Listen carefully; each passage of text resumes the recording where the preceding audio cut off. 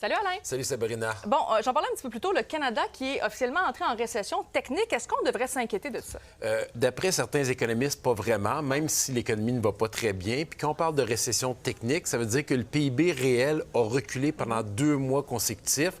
Dans les 4 derniers, ça veut dire pendant les 12 derniers mois, pendant 9 mois, il a reculé. Et quand on regarde les statistiques, juste dans les 4 derniers mois, moins 12 000 emplois. Ouais. La dernière fois que c'est arrivé au Canada, c'est pendant la pandémie. Le taux de chômage qui a augmenté un peu, mais surtout les investissements au privé qui, depuis 5 trimestres, donc depuis 15 mois, sont en recul.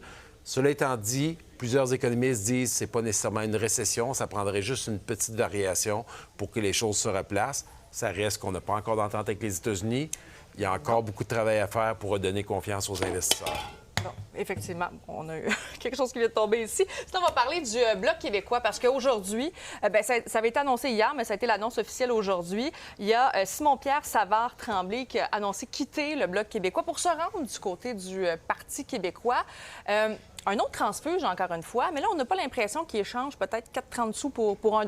C'est-à-dire qu'on dirait que ça peut paraître un peu naturel de faire ça. Tout à fait. On s'offusque moins de voir quelqu'un partir du fédéral au provincial, surtout quand il provient de la même famille, la famille souverainiste, que s'il était parti pour aller, exemple, avec le NPD au fédéral, le Bloc, pas pour le Bloc, mais le Parti conservateur ou le Parti libéral du Canada. Donc, bon, il vient se joindre à l'équipe de Paul Saint-Pierre Plamondon, mais je pense que la grosse nouvelle aujourd'hui, c'était de voir main dans la main, avec l'accolade en plus, Yves-François Blanchet et Paul Saint-Pierre Plamondon, qui semblent vouloir unir leurs forces malgré les petits accrochages qu'il y a eu dans le passé. Là. Mais c'est quand même assez surprenant parce que, justement, à un certain moment, on se disait, bon, il y a des gens qui voulaient aller chercher des candidats pour le Parti québécois, pour le Bloc québécois. Donc, on sentait peut-être qu'il y avait des chicanes entre les deux chefs de parti. Là, c'est peut-être une image forte qu'ils ont voulu se dire, qu'ils ont voulu donner, en fait, aux citoyens. Oui, puis si on se rappelle, là, le premier cas, c'est quand le Bloc québécois avait été recruté Alexis Deschênes comme candidat. Paul Saint-Pierre Plamondon n'avait vraiment pas aimé parce qu'il était en reconstruction. Il se trouvait que ça lui faisait mal au Québec. Et aussi, tout de suite après l'élection, il ne s'était pas gêné pour critiquer la stratégie du Bloc québécois contre le Parti libéral du Canada lors de l'élection. Mais là, bon, je pense qu'Yves-François Blanchet fait preuve de beaucoup de maturité. Il se rallie et il nous dit clairement qu'il sera présent pendant la campagne régulièrement pour supporter le mouvement souverainiste.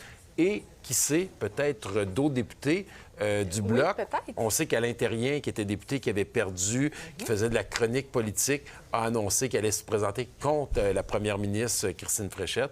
Donc, il y a peut-être d'autres personnes qui pourraient se rajouter pour la suite. Là. Et en même temps, est-ce que tout ça, ça peut faire mal à un moment donné à Mark Carney? Parce qu'on sait, bon, une petite majorité, mais là, il y a beaucoup d'élections partielles qui vont s'en venir. Beaucoup. On est rendu minimum à 5. On a Alexandre Boulris au Québec. On a le cas de Simon-Pierre Savard-Tremblay, Stephen Guilbeault. On a une élection partielle en Colombie-Britannique qui s'en vient et une en Ontario, un député qui veut tenter sa chance dans la chefferie du Parti libéral de l'Ontario. Donc, la majorité, qui est très mince, pourrait peut-être tomber ultimement d'ici l'automne. Ça sera encore très intéressant à suivre. Merci beaucoup, Alain. Ça fait plaisir, Sabrina.